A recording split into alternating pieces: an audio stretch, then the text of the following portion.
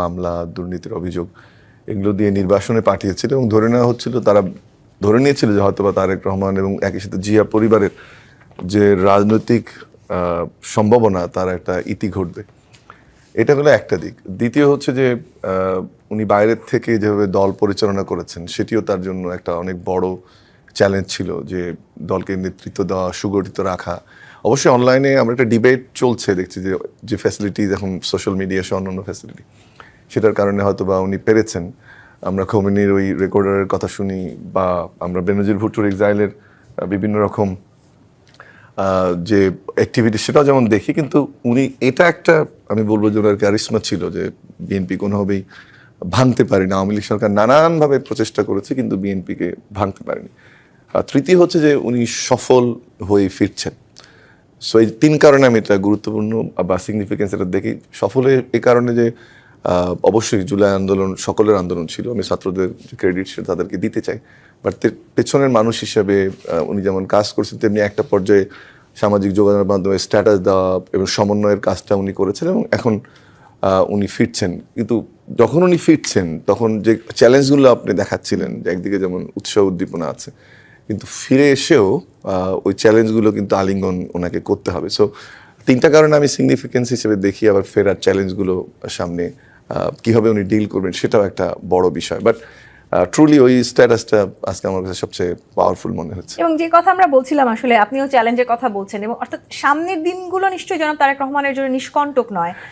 একটা উদাহরণ আমি দিই আপনাকে। এটা জিয়া পরিবারের একটা ট্রেডিশন, যে জাতি যখন ক্রাইসিস পড়েছে ৭৫-এর ৭ই নভেম্বরের আমরা বলি, এবং তখন যেমন প্রেসিডেন্ট জিয়াউর রহমান ক্রেতা হিসেবে আবির্ভূত হয়েছেন এবং আমাদের যে স্বাধীনতার স্বপ্ন ছিল সেটা অনেকটাই পূরণ হয়নি।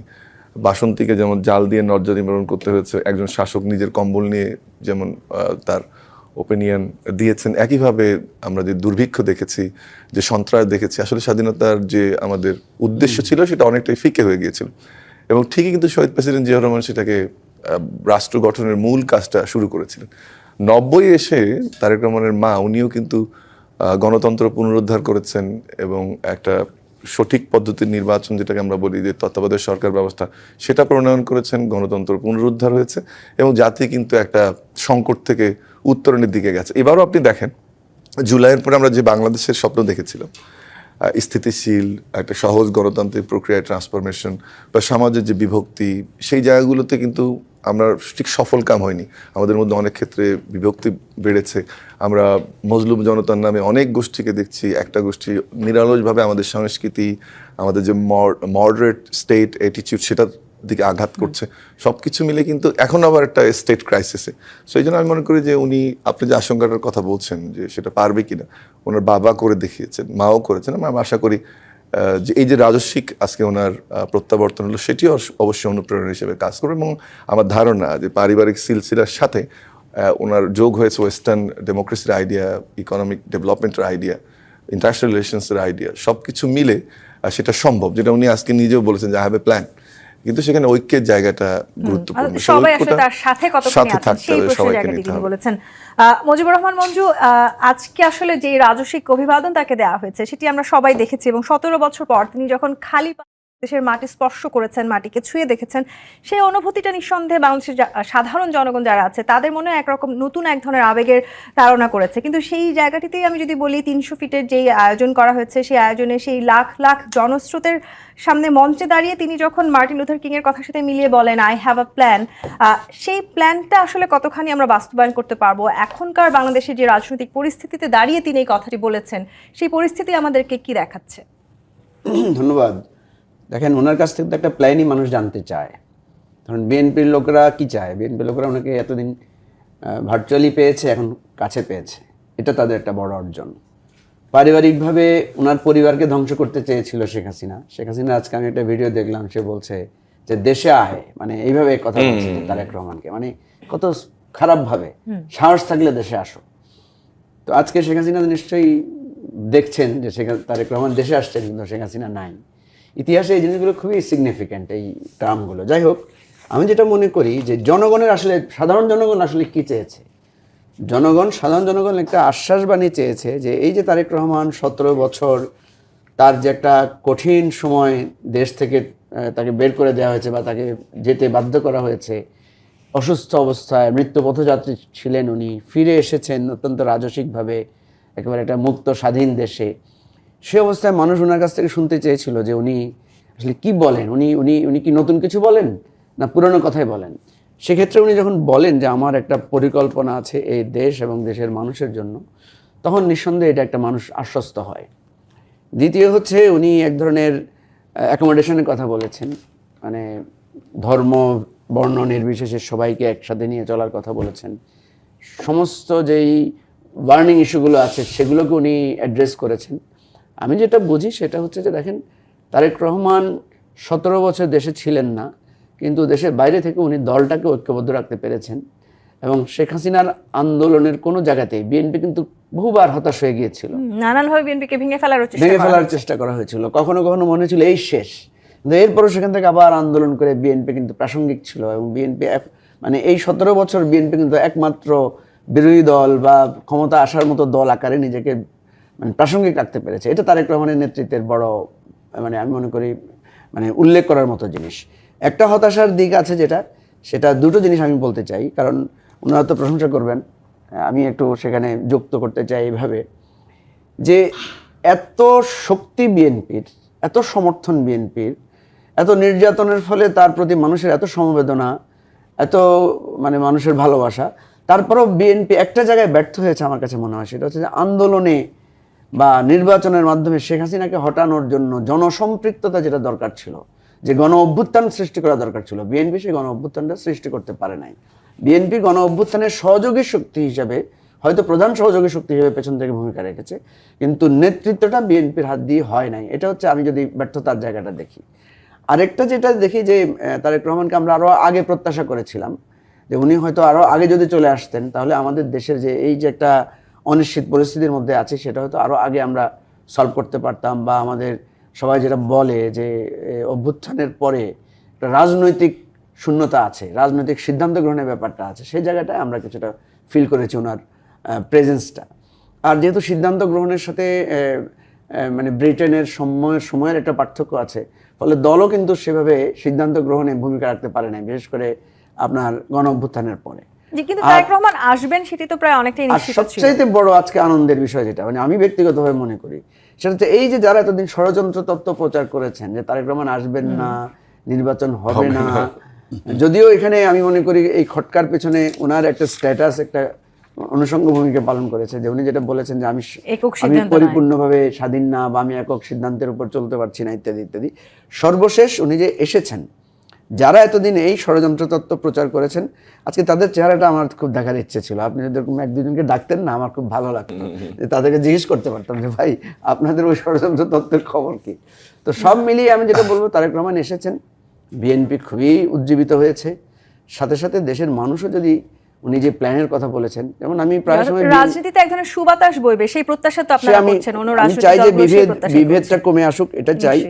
এবং আমি যেটা মনে করি যে বিএনপির লোকদেরকে আমি প্রায় বলি যে আচ্ছা বিএনপি ক্ষমতায় আসলে কি হবে, একজন সাধারণ মানুষ কি বলে। এই জায়গাটাতে আমরা আসবো। সৈয়দ ইমরান সালেহ প্রিন্স, এই যে বিএনপি ক্ষমতায় আসলে কি হবে সেটি যেমন একটি প্রশ্ন, তেমনি তারেক রহমান যখন দেশে আসবেন, অর্থাৎ এত দীর্ঘ সময় পর তিনি যখন দেশে এসেছেন, তাকে সামনাসামনি দেখার পরে আসলে কি হতে পারে সেই চিত্র অনেকটা আসলে আমরা দেখেছি। সেই ভালোবাসা, সেই আবেগের জায়গা আজকে নেতাকর্মীরা দেখিয়েছেন। কিন্তু অনেকে আবার এটিও বলার চেষ্টা করছেন তারেক রহমান এতদিন আসলে যেহেতু দূরে ছিলেন, তিনি হয়তো ডিজিটালি কানেক্টেড থেকেছেন, এখন তিনি সরাসরি ইন্টারাকশন করার সুযোগ পাবেন, এতে অনেক সুবিধা আছে, কাছ থেকে তিনি বেশ ভালো কিছু করার সুযোগ পাবেন। তেমনি অনেকে আবার এটিও বলার চেষ্টা করছেন যেহেতু এখন তিনি রিচেবল হবেন, সেহেতু কোথাও কোথাও খানিকটা জটিলতার সৃষ্টি হওয়ার সম্ভাবনা থাকবে। অনেকেই এখন চাইলেই তাকে রিচ করতে পারবে, সে কারণে চ্যালেঞ্জটাও বাড়বে, তাই কি?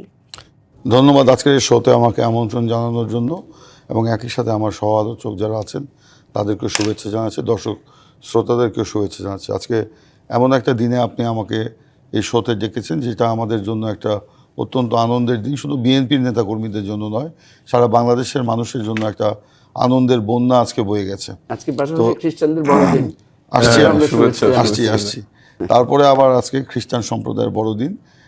তাদেরকেও আমি আমার নিজের পক্ষে এবং আমার দুইজন মানে আলোচক আছেন তাদের পক্ষ থেকে এবং আপনার পক্ষ থেকেও তাদেরকে আমি শুভেচ্ছা জানাচ্ছি। তো আপনি যে কথা বলেছিলেন যে বিএনপি ক্ষমতায় আসলে কি হবে, তো বিএনপি অতীতেও ক্ষমতায় ছিল, জনগণের রায় পেলে আগামী দিনেও বিএনপি ক্ষমতায় যাবে। অতীতে যে বিএনপি ক্ষমতায় ছিল অনেক সীমাবদ্ধতার মধ্যেও অনেক ধরেন যেগুলো কাজ বিএনপির হয়তো পরিপূর্ণভাবে করবার কথা ছিল সেগুলো হয়তো 80% 70% করতে পেরেছে, বাকিটা পারেনি। তার মধ্যেও বিএনপি কিন্তু দেশকে বহুদলীয় গণতন্ত্র উপহার দিয়েছে শহীদ প্রেসিডেন্ট জিয়াউর রহমানের নেতৃত্বে। সেই তলাবিহীন ঝুড়িখ্যাত বাংলাদেশকে তিনি মাত্র 2 বছরের মধ্যে তিনি বাংলাদেশকে একটা স্বনির্ভর বাংলাদেশের রূপান্তর করতে পেরেছিলেন। 74 সালে যে দুর্ভিক্ষে হাজার হাজার মানুষ মারা গিয়েছিল, শহীদ প্রেসিডেন্ট জিয়াউর রহমান ক্ষমতায় আসার পর মাত্র 2 বছরের মধ্যে সেই দেশকে খাদ্যে স্বয়ংসম্পূর্ণ করে খাদ্য রপ্তানিকারক দেশে পরিণত করেছিলেন। এবং 72 থেকে 75 পর্যন্ত যে বিশৃঙ্খলা, যে হত্যা, কু এবং রক্তপাতের রাজনীতি শুরু হয়েছিল, সেখান থেকে তিনি বাংলাদেশকে একটা শৃঙ্খলায় ফিরিয়ে নিয়ে যেতে পেরেছিলেন।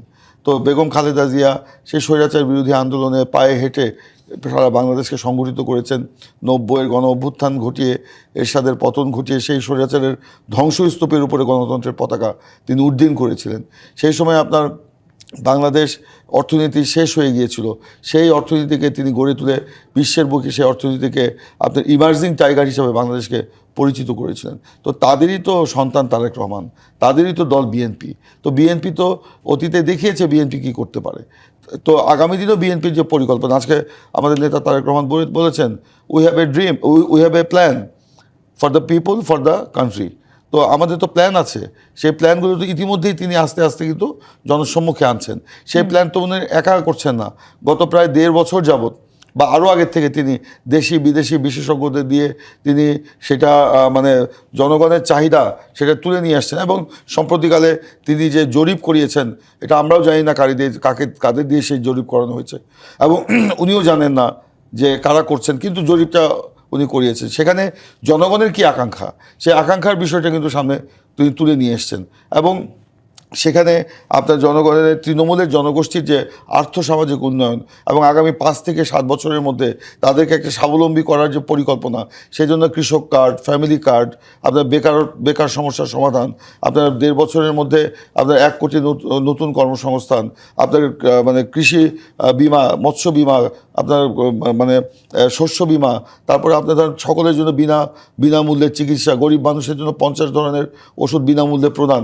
এই যে তার যে কর্মসূচি ওয়ান ট্যাব ওয়ান টিচার, এবং ক্লাস 4 থেকে এই যে 4র্থ যে ভাষা শেখানোর মাধ্যমে বহির্বিশ্বে আমাদের জনশক্তি রপ্তানির যে অনেকগুলো প্ল্যান তিনি বলেছেন। আমি বলছি সেখানেই তো প্রশ্নটা, তিনি এতদিন হয়তো ডিজিটালি কানেক্টেড থেকেছেন এবং পুরো দলকে আসলে তিনি নিয়ন্ত্রণ করেছেন। এখন যখন তিনি সরাসরি ইন্টারাকশন করবার সুযোগ পাবেন, সেটি নিয়েও আসলে অনেকে বলছেন এটিও এক ধরনের জটিলতা সৃষ্টি কোনো হতে পারে। জটিলতা নয়, বরঞ্চ ওইটা আরো সহজ হবে। উনি ডিজিটালি এমনইভাবে শুধু বিএনপি নেতা কর্মীদের সাথে নয়, সাধারণ মানুষের সাথে ওনার কানেকশন ছিল। আমরা যখন মাঝে মধ্যে আমাদেরকে ফোন করতেন বা আমরা করতাম, জিজ্ঞেস করতাম আপনি কোথায়, আমি বাজারে আছি। কোন বাজারে? আপনার বাজারে, বাড়ির বাজারে? হ্যাঁ। দেন না, কার সাথে কথা বলছেন? আমাদের ফোনটা নিয়ে কিন্তু একজন কৃষকের সাথে উনি কথা বলতেন, কিংবা যারা নির্যাতিত পরিবার, সেই পরিবারগুলির সাথে উনি কানেক্ট থাকতেন। তো অনেক ফ্যামিলি বা অনেক সাধারণ মানুষ সরাসরি ওনার সাথে কথা বলতেন। তো তাদের সাথে তাদের চাহিদাগুলো তার ইতিমধ্যে জানা হয়ে গেছে। আর যে চ্যালেঞ্জ আমি মনে করি না, বরঞ্চ আমি মনে করি আরও সহজ হবে। সেই জায়গাটিতে হয়তো সহজ হতে যাচ্ছে, কিন্তু এই মুহূর্তে আসলে বাংলাদেশের যে পরিস্থিতি আছে, সেখানে প্রশাসন নিয়ে আসলে সবাই অনেক সমালোচনা করছেন যে প্রশাসনে যারা কাজ করছেন তাদেরকে আসলে তাদের এক ধরনের ষড়যন্ত্র আছে কিনা, কিংবা সেই ষড়যন্ত্র যাতে সফল হতে না পারে সেই দায়িত্বটা পালন করা তারেক রহমানের জন্য এই মুহূর্তে, অন্তত এই নির্বাচনের আগ মুহূর্ত পর্যন্ত কতখানি কঠিন হতে যাচ্ছে। এই আলোচনায় আসবো। একটি বিরতির সময় হয়েছে। জি25 নিবেদিত রাজকাহন থেকে বিরতি নিয়ে ফিরছি, সাথেই থাকুন। জি25 নিবেদিত রাজকাহন দেখছেন। মুজিবুর রহমান মঞ্জু, প্রশ্ন রেখে বিরতিতে গিয়েছিলাম, এই মুহূর্তে আসলে যখন তারেক রহমান বাংলাদেশে অবস্থান করছেন, প্রশাসন নিয়ে অনেক সমালোচনা আছে। প্রশাসনে বিগত ফ্যাসিস্ট আমলের যারা আছেন তারা নানানভাবে ষড়যন্ত্র করার চেষ্টা করছেন, সেই তথ্য আসলে আমাদের সামনে ঘুরপাক খাচ্ছে। তাদের ষড়যন্ত্র যাতে সফল হতে না পারে সেই দায়িত্বটা পালন করার সবচেয়ে বড় চ্যালেঞ্জ বলেও অনেক রাজনৈতিক বিশ্লেষকরা মনে করছেন এই মুহূর্তে তারেক রহমানের সামনে। আপনিও কি তাই মনে করেন? না, চ্যালেঞ্জ তো নানামুখী আছে। প্রথম কথা হচ্ছে ওনার একটা সিকিউরিটি থ্রেট ছিল, যেটা নিয়ে আমরা সবাই ওয়ারিড ছিল। তো আজকে কিন্তু আমাদের রাষ্ট্রের কিন্তু নিরাপত্তা ব্যবস্থা খুবই ভালো ছিল। আজকে যেভাবে ওনাকে কিন্তু লম্বা সময় খুব স্লোলি গাড়ি চলেছে, উনি দাঁড়িয়েছিলেন পুরোক্ষণ, আমি যতটুকু টিভিতে দেখলাম। তারপরে ধরেন প্রায় 15 মিনিটের পথ ওনাকে 4 ঘন্টা পাড়ি দিতে হয়েছে। আর সবচেয়ে বড় কথা হচ্ছে সিকিউরিটি খুবই মানে ভালো ছিল, এবং এটা সবাই স্বীকার করেছেন যে আজকে আইন শৃঙ্খলা পরিস্থিতির খুবই কড়া ছিল। তো আমি যেটা মনে করি ওনার যে থ্রেটটা, যেমন আমি একটু প্রসঙ্গক্রমে বলি, এই আন্দোলনের সময় আমি বিএনপি নেতাদের সাথে যখন দেখা হতো আমি প্রায় সময় বলতাম যেটা আপনাকে বলতে চেয়েছিলাম, যে বিএনপি ক্ষমতা আসলে কি হবে। তো আমি একবার এরকম দাঁড়িয়ে রাস্তা জিজ্ঞেস করছিলাম যে ভাই আপনি বলেন তো বিএনপি ক্ষমতা আসলে কি হবে। সবাই বলতো যে বিএনপি ক্ষমতা আসলে তারেক রহমান দেশে ফিরে আসবে, খালেদা জিয়া মুক্তি পাবে, আমাদের বিরুদ্ধে মিথ্যা মামলাগুলো প্রত্যাহার হবে, আমরা আজকে পালিয়ে থাকতে হচ্ছে, আমাদেরকে আত্মগোপনে থাকতে হচ্ছে, সেখান থেকে আমরা মুক্তি পাবো। তো আমি তখন বলতাম যে এগুলো তো সব হচ্ছে আপনার হবে, কিন্তু দেশের কি হবে, মানে এই প্রজেকশনটা বিএনপি ধারণাটা দিতে পেরেছে কিনা। যেমন ধরেন বিএনপিকে এই ধারণা দিতে পেরেছে যে বিএনপি যদি ক্ষমতায় আসে তাহলে প্রশাসন নিরপেক্ষভাবে কাজ করবে। বিএনপিকে এই ধারণা দিতে পেরেছে যে বিএনপি যদি ক্ষমতায় আসে তাহলে প্রশাসনের দলীয়করণ হবে না। বিএনপি যদি ক্ষমতায় আসে তাহলে মানুষ টেন্ডারটা শান্তিপূর্ণভাবে দিতে পারবে, একজন কন্ট্রাক্টর তার কাজটা ভালো করে করতে পারবে। এই আরও অন্যান্য যে সমস্ত বিষয়গুলো আছে আর কি, যে মানুষ ন্যায়সঙ্গতভাবে তার দায়িত্বটা পালন করতে পারবে কিনা, এটা পারবে কিনা। তো এখন দেখেন বিএনপি কিন্তু ক্ষমতা আসার আগেই তারেক রহমান দেশে চলে আসছেন, খালেদা জিয়া মুক্তি পেয়ে গেছেন, বিএনপির সব মামলা প্রত্যাহার হয়ে গেছে। বিএনপির অ্যাজ এ হোল আমরা কিন্তু আর কোনো ব্যারিয়ার দেখছি না।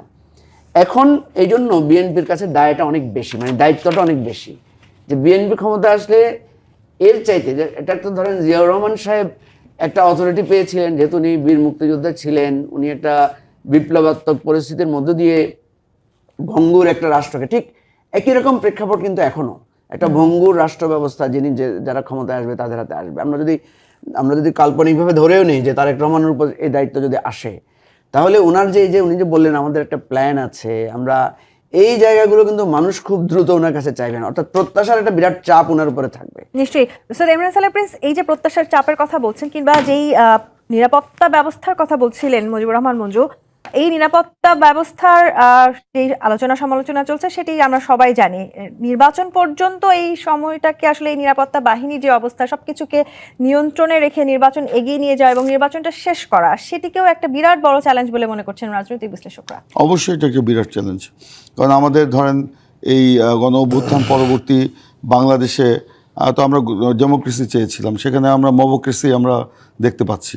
সেখানে আপনার একটা উগ্রবাদের উত্থান দেখতে পাচ্ছি, যে উগ্রবাদের উত্থানটা আমাদের সমস্ত